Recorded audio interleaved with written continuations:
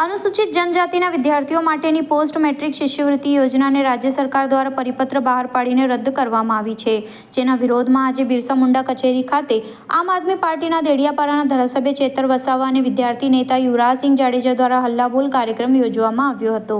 આ દરમિયાન ધારાસભ્ય ચેતર વસાવાએ મીડિયા સમક્ષ પોતાની વાત રજૂ કરતા જણાવ્યું હતું કે 2010થી જે પોસ્ટ મેટ્રિક શિષ્યવૃત્તિની યોજના ચાલુ હતી તે યોજનાને ગુજરાત સરકારે પરિપત્ર બહાર પાડીને બંધ કરી છે।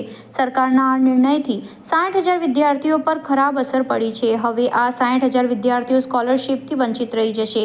આ વિદ્યાર્થીઓને અનેક કોલેજોએ જેમણે મેનેજમેન્ટ કોટામાં એડમિશન આપ્યા હતા તેમણે પણ ડોક્યુમેન્ટ પરત આપીને એડમિશન રદ કરી નાખ્યા છે। 3,410 કરોડનું આદિજાતિનું બજેટ છે અને સરકાર અમારા વિદ્યાર્થીઓની સ્કોલરશિપ બંધ કરી રહી છે, તો આનાથી ભાજપ સરકારની આદિવાસી વિરોધી માનસિકતા દેખાય છે।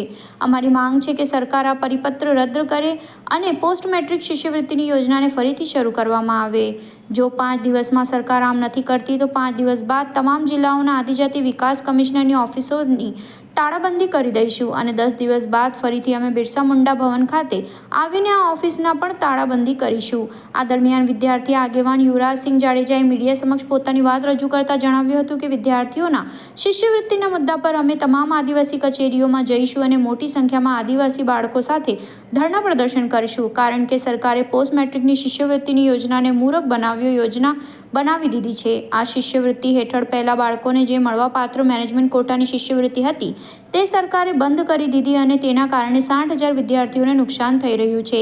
સરકાર 500 થી 600 કરોડ રૂપિયા શિષ્યવૃત્તિમાંથી કાઢીને પોતાના તાઇફાઓમાં વાપરી રહી છે, માટે સરકારની આવી નીતિને જરા પણ ચલાવી લેવામાં આવશે નહીં અને આનો જવાબ અમે આવનારા દિવસોમાં આપીશું।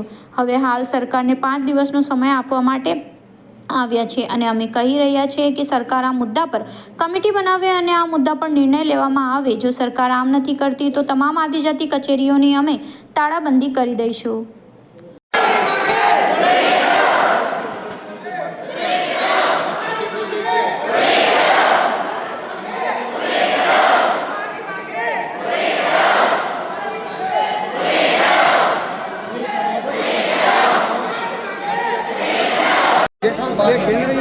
ના પણ હું વાંધો છે અમારી છે સરકારી કોટાની જે શિષ્યવૃત્તિ હતી એમાં જે મેનેજમેન્ટ કોટા આવતો હતો એ મેનેજમેન્ટ કોટાની શિષ્યવૃત્તિ બંધ કરી છે। ખાસ કરીને બે કોટા હોય, સરકારી કોટા અને સ્ટેટ કોટા, અને જે ખાસ કરીને બાકી છે એ વેકેન્ટ કોટામાં જતી હોય છે। હવે વેકેન્ટ કોટામાંથી જે મેનેજમેન્ટ કોટામાં છે એની શિષ્યવૃત્તિ બંધ કરી છે। અહીંયા સ્પષ્ટપણે આ પરિપત્ર કરી અને મેનેજમેન્ટ કોટાની શિષ્યવૃત્તિ બંધ કરવામાં આવી છે। અમે કહીએ છીએ કે આના કારણે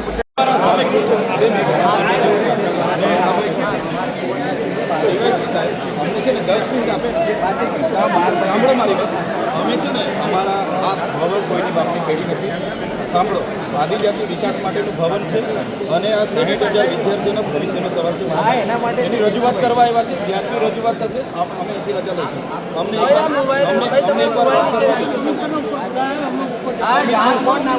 તમે કમિશનર સાથે વાત કરો, કમિશનર સાથે વાત કરો। અમે મળ્યા વગર અહીંથી નીકળવાના નથી। ના મારું કામ છે, મારી ભાઈ ઓફિસે તો આવ્યા છે, એના માટે આવ્યા છે।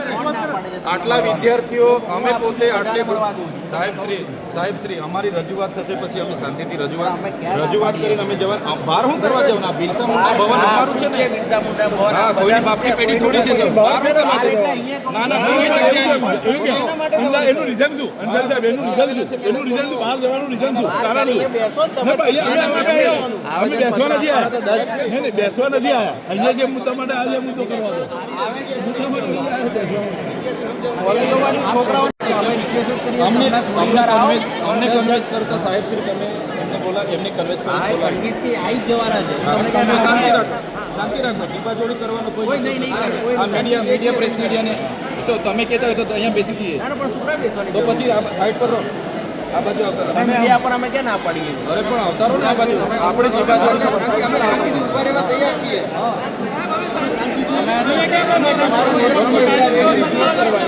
કાયદો વ્યવસ્થા જાણવા માટે તૈયાર જ છીએ। અમે બધા વેલ ગ્રેજ્યુએટ લોકો છે। હા, અમને બી ખબર છે કાયદો વ્યવસ્થા, એટલે તમે છે ને એવું નહીં કર્યા કરો। આ બાજુ આવતા અમે ધારાસભ્ય કંઈ એમને ઘાસ કાપી થોડા પણ નહીં લાગે, તો કેમ તમને પ્રોટોકોલ નથી ખબર પડતી? પ્રોટોકોલ તો ખબર છે ને, તો એ સાહેબની કન્વેન્સ કરીને બોલાવી ઉડાઈ લઈએ છે, પણ અમે તો અમારું તો સાંભળો એમ કહું, અમે ક્યાં ના? અહીંયા કોઈ કાયદો વ્યવસ્થા અમે હાથમાં લેવા નથી આવ્યા। તમારી જિમ્મેદારી છે કાયદો વ્યવસ્થા સંભાળવાની, એ સંભાળ્યા કરો ને. અમને શું કન્વેન્સ કરવાની જરૂર છે? તમે સ્કોલરશીપ આપવાના હોય તો લખીને આપો, તો લખી તો આપી દો, વાર્તા પૂરી કરી તો પછી બંધ કરો ને. અરે ગુસ્સાનો સવાલ જ નથી ને. તો મિલો, કન્વેન્સ કરો.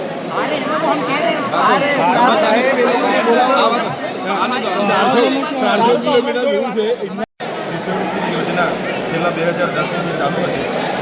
એ યોજનાને 28/10/2024ના રોજ ગુજરાત સરકારે પરિપત્ર બહાર પાડી એ યોજના બંધ કરવામાં આવી છે. જેના લીધે બીએસસી નર્સિંગ હોય, જીએનએમ નર્સિંગ તમામ પ્રકારના 60,000 વિદ્યાર્થીઓને આમાં અસર થઈ છે. જે લોકો સ્કોલરશીપથી વંચિત રહેવાના છે. અને આ વિદ્યાર્થીઓને અનેક જે કોલેજો હતી જેમણે મેનેજમેન્ટ કોટામાં એડમિશનો આપ્યા હતા એમણે પણ રિટર્ન ડોક્યુમેન્ટ આપીને એમના એડમિશનો રદ કરી દેવામાં આવ્યા છે. ત્યારે